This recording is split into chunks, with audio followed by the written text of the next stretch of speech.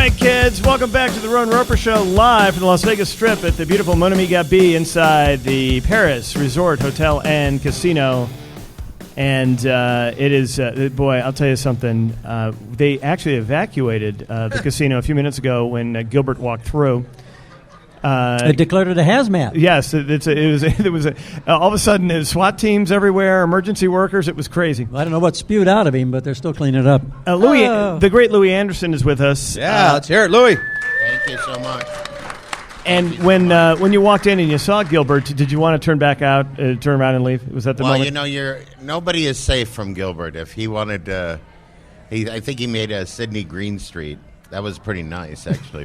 But by Gilbert's, you're not safe with Gilbert. It's just he says what he feels.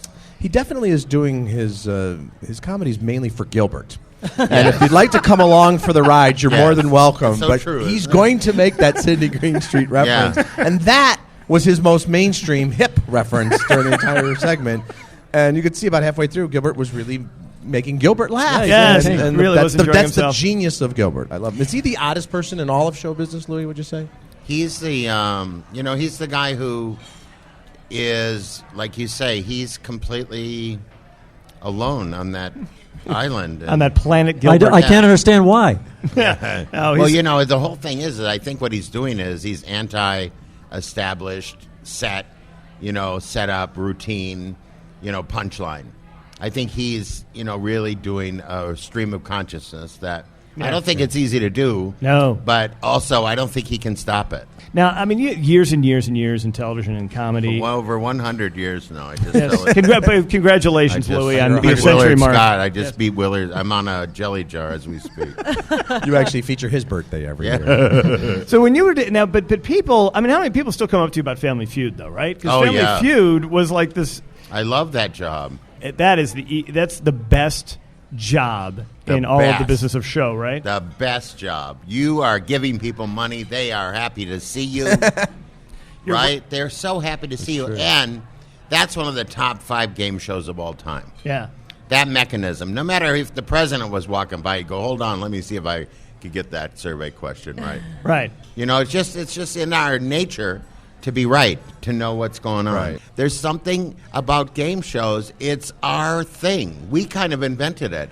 Other countries didn't invent game shows. We invented those. We found ways to get people excited about their boring lives at home. When you're a poor kid, and we were poor, you would turn on that Price is Right and go, oh, I want to win a boat. Even though you don't even want a boat, you want to win a boat. Like I always used to think they'd give these people boats, and I would think, boating is a big deal. You got to have a dock. You got to have money for the thing. They're selling that boat. They're not keeping that boat.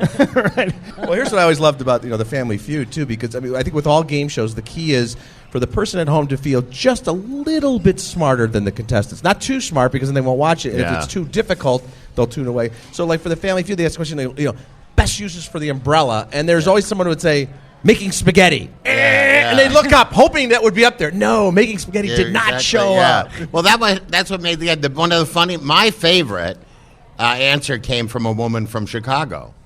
I was doing a Fast Money, and I go, ma'am, name a way you prepare chicken. And she said, thaw it out. And I said, wow, that is one of the best answers I've ever heard. I had to ask her again, what'd you say? Thaw it out. All people, including me, are stupid. I made a career out of it. I went to the drugstore, and I said to the pharmacist, I take Prilosec. I go, what's the OTC stand for?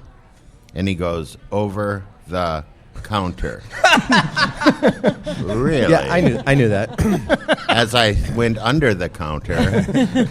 But that's the kind of thing, I don't get those things. We're all dumb on some level. That's and true. when those lights come on and there's an audience and I'm saying to them, you have 60 seconds and let's see if you can get it. You could just see them like, oh. Yeah. It's easy to do it from your couch. It was a great job, though, and I love doing it.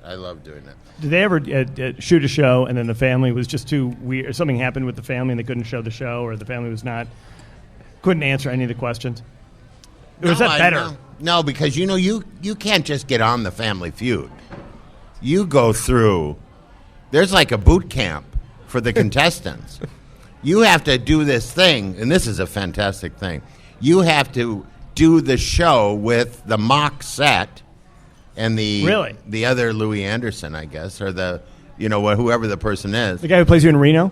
And yes, and you can't, if you do not exude the amount of enthusiasm, they replace your family member. They say, do you have another person?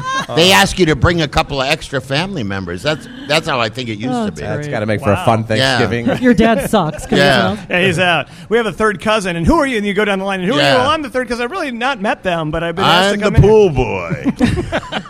Even better. The O'Leary family, and here's Miguel. There you go. That was good. Now with reality Reality television.